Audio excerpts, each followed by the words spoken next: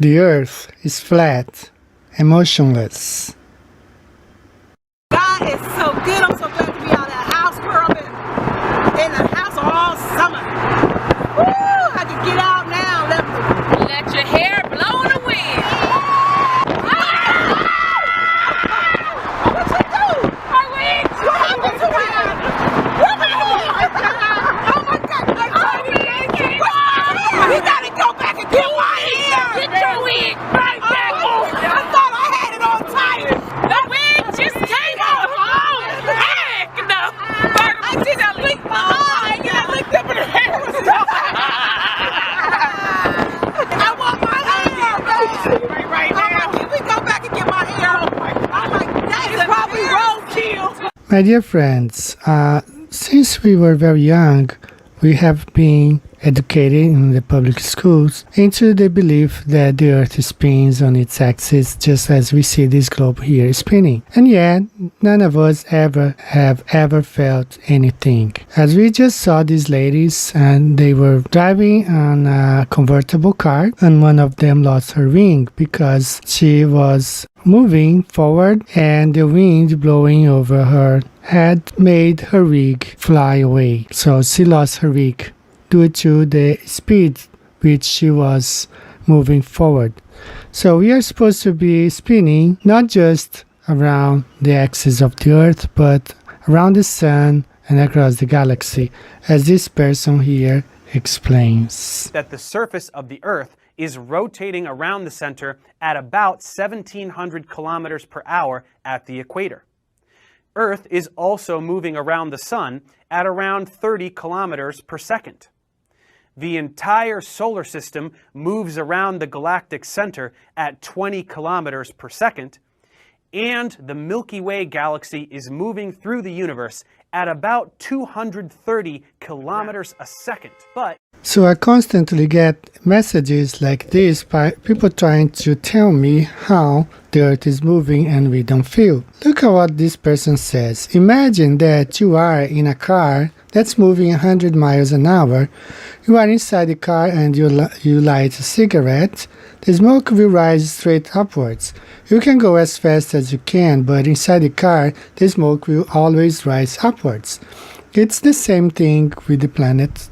The earth moves, but the atmosphere moves with it. So this person is trying to tell me that we don't feel anything because the atmosphere is moving along the rotation of the earth. They constantly fail to explain how is this atmosphere contained within around the earth, because they normally give me examples of, for example, the cigarette is being contained inside the car. You have the windshield, you have the side windows and the roof of the car, so you are contained inside the car. But what's contained in this atmosphere? We normally see rockets going, they say going to space and coming back, going out and in. And what's the barrier contained in this atmosphere here? Imagine you are sitting in a moving train. You toss a ball into the air and catch it. As we see here, she's giving an example of a person inside a bus throwing this ball up and the ball falling down in his hand. But again, the bus you have here, it's the person is contained inside this bus where you have a metal roof, thick glass windows, you have the windshield here. So this person is contained inside this bus, and everything being contained, so it doesn't really affect if the ball goes up or down. But as we saw, again, let's look at the example of the lady and the wig. God is so good. I'm so glad to be out of the house, girl. Been in the house all summer. Woo! I can get out now. Let your hair blow in the wind. What you do? My wig. What happened to me? What happened? Oh my God! You gotta go back and get my hair. Get your wig right back on. I thought I had it on tight. The wig just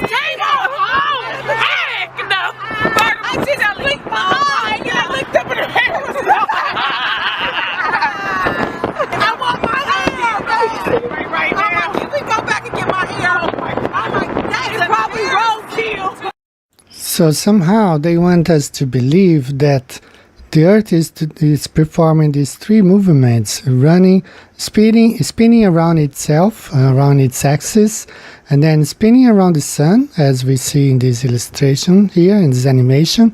At the same time, when the sun is shooting through the universe, all three movements at the same time, millions of miles per hour, and we don't feel anything. And the lady is just driving the car down the road and loses her wig, and they want us to believe that we don't feel anything because somehow the atmosphere is velcro to the air is velcro to the Earth. They don't explain how it's done, but again, going back to the bus, they showed us like someone tossing the ball up and down, but remembering that the bus is somehow pretty much sealed. You have the roof of the bus, you have, the side, the front windshield, the front glass and the side. So you can do many things inside the bus, although you will still feel some movement. Yeah. Okay. Same thing if you were inside the train. I have taken this train here in Japan quite often, the famous bullet train. And the same thing happens when you are inside an airplane. You can throw things, up and down, and it still will fall in your hands. But remember that only because you are contained inside that environment. You have a metal roof many times, sealed everywhere, especially in the case of an airplane where there is pressurization. And now what happens if some of this pressurization escapes? What happens? So let's look at two examples in aviation where there were depressurization during a flight. And let's see the consequences. Let's look at these two flights. Aloha Airlines Flight 243. A 737 loses a giant chunk of fuselage mid-flight, causing a decompression so powerful it kills a flight attendant. I saw what I think was the stewardess's feet as she was being sucked out of the plane. A textbook example, April 28, 1988, when a 737 famously lost part of its fuselage in midair. 1:30 p.m., Aloha Airlines Flight 243 takes off on its 9th inter-island hop of the day. The flight from Hilo to Honolulu should last just 35 minutes. But this 19-year-old Boeing 737 has a major problem. Growing cracks in its skin that are visible, yet they've gone undetected. As the 737 climbs through 24,000 feet, the cabin pressurizes and the skin of the plane expands just as it's supposed to. But something else expands too, those cracks in the 737's fuselage. Suddenly, there's an explosive decompression. Its force is so powerful, a flight attendant is sucked out of the plane. An 18-foot section of the plane is gone. Passengers sitting nearby can see the sky above and the ocean below. All that's holding the 737 together, and just barely, are the floor beams and the plane's belly structure. Hello, 243, can you give me your souls on board and your fuel on board? We, 86 plus 5 from Roger, how many do you think are injured? We have no idea. We can stay with our flight attendant. Okay, we'll have ambulance on the way. Miraculously, the pilots managed to safely land the plane. It doesn't seem to make any difference how many times we've seen it today. It is still amazing. An airliner with its fuselage ripped away in midair, and all but one aboard survived. It happened over Hawaii. Now, this is what happened when Aloha Airlines Flight 243 lost part of its fuselage. One flight attendant was sucked out of the airplane, and nobody would really remain there if they were not with their seatbelts on, because they were flying, they were moving forward, but they have lost the protection that was protecting them from the winds outside. So no longer nobody there could throw any ball up and fall into their hands, because that would not be possible. They were not contained anymore. Now let's look at another example, very similar to Aloha 243, is United Flight 811. Let's look at this one. United Flight 811. A 747 is flying over the Pacific when suddenly a cargo door explodes open, sucking 9 passengers out of the plane. It went from a perfectly normal, calm, serene situation to absolute pandemonium. But for the passengers of this unlucky flight, that trust is about to be shaken when a cargo door explodes open in midair. These dramatic animations put you next to the plane as the forward right cargo door rips open in flight, slams upward, creating a gaping hole in the fuselage, and then falls from the plane. The resulting massive depressurization sucks out 2 rows of seats and 9 passengers. The structural integrity of the main deck has failed extensively. There's a 10 by 15 foot hole in the fuselage, and debris has been sucked into both engines on that side. The inboard number 3 engine is pulsing fire. Number 4 is also failing. The pilot begins a rapid descent to an altitude where passengers can breathe normally. Then, out of nowhere, there's a sudden glimmer of hope. I remember seeing a number of the passengers on the right side pointing to the windows. And if you looked out the window, you could see there were lights. There were the lights of Honolulu, there were lights of Hawaii, and we could see land.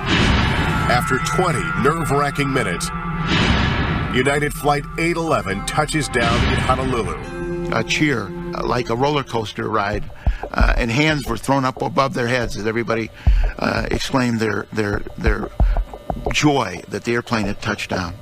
This photograph was taken during the evacuation. 346 surviving passengers and crew get off the plane within 1 minute. And people say, how in the world could everybody get off that quick? And I tell them we had a very highly motivated group of people. A grinding noise woke me up. There was a bang and a flash. I looked up.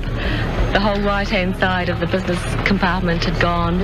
The sound of the explosion, the feeling of the explosion, and the violence of the explosion is awesome. And I hope none of you have to go through it. It's a tragedy for the families of the 9 passengers who don't survive, and a trauma for the rest. But at least it's over. So guys, as you see here in this example with United Flight 811, once the fuselage exploded, 9 passengers were sucked out of the plane. Nobody could do anything like tossing ball up and not feeling the effects of the wind blowing upon them, because they were no longer sealed and protected under the fuselage of the airplane. Now, this is where the problem with the globe starts, because they say we are spinning around the sun at the same time, spinning on its axis, the Earth is spinning on its axis, and nobody can feel anything.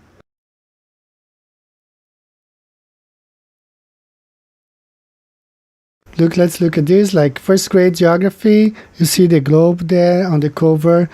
Second grade, same thing, the globe on the cover of the book. Third grade, the same thing. And you can imagine 12 years listening to the same thing and seeing the same thing. It's like brainwashing. By the time you leave high school, you cannot think other way, you cannot think for yourself, because you have been brainwashed for 12 years with image of a globe and the same story being told over and over. They are totally different environments. The train, the bus, or the airplane is being contained inside, sometimes heavy fortification, difficult to penetrate, when Earth is just out there. There's nothing, no barrier between us and space. Rockets go in and out, and they want us to believe this is what's happening on Earth. As we see here, smoke arising from an object in motion, and you see like the train is moving forward. You see all the smoke being left behind. But look at this picture here, this volcano. The Earth is supposed to be spinning, and you see this smoke going straight up. Nothing like shows that the Earth is spinning at all. The Earth is flat and stationary. Another image, another video of a train. Moving forward, you see the smoke being left behind because of the movement of the train. And one more time, you see this volcano erupting, the smoke going straight up. No sign of motion from the Earth. Smoke rising from a motionless Earth. No sign at all the Earth is spinning or moving, going around the sun. One more time, another train coming, and the smoke is being left moving. As the train moves forward, the smoke is left behind. But again, one more time here, another volcano erupting, and the smoke goes straight up.